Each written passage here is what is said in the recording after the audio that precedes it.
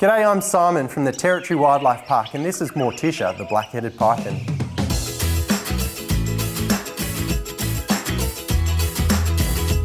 Morticia here is a black-headed python. She's around about 11 years of age and weighs 9 kilos, so she's about 2.4 metres long.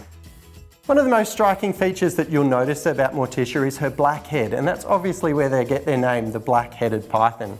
She likes to live on the ground and in hollow logs and in cracks in the soil.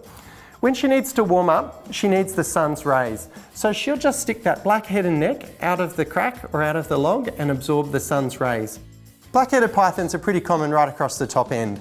They can be found just about any time of the year. Obviously through the wet season when it's warmer, all our local snakes are going to be a whole lot more active.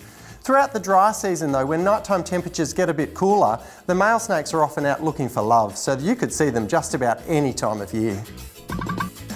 Black-headed pythons are active predators. That means they will hunt their prey down. This girl will go out and actively hunt down venomous snakes.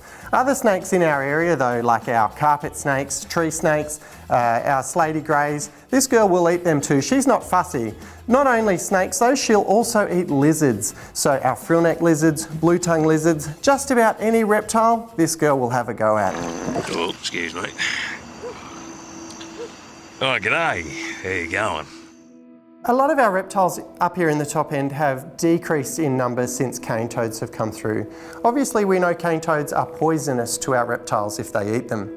Morticia here and her cousins out there in the wild have actually increased in numbers since cane toads have come through.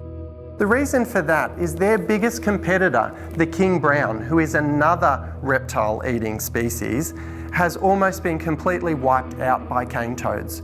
As a result, black-headed pythons have reduced competition out in the wild and have actually increased in numbers.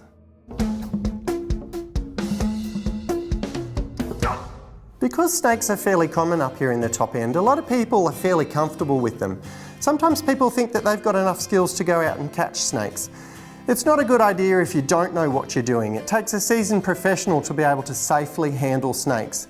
Even snakes like Morticia here, who is not venomous, can still potentially bite you if she's feeling threatened. If you see a snake around your house, first thing is stay calm and leave it alone. It is part of the natural ecosystem, so it is home around your home. If it is concerning you though, there is a local snake catcher's number that you can call to potentially get it removed if you live in the Darwin or surrounding area.